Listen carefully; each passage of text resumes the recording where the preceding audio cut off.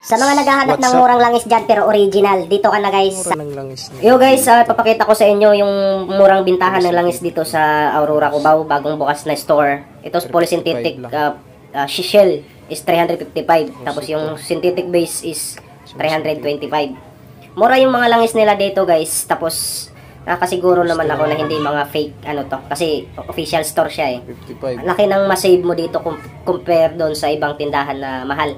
Kaya sa mga nakakaano dyan, tabi lang po ito ng TIP School dito sa Aurora Cubao.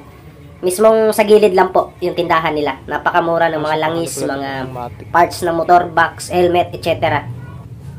Binlog din to ni Red Moto, kung kilala nyo si Red Moto, yung naka Z1000cc na big bike. Nandahil to sa video niya kaya ako natuntun tong tindahan na to. Mga murang bilihan ng pyesa dito sa Cubao. Kung ano, ipanoorin nyo lang yung vlog ni Red Moto. Ito mga mura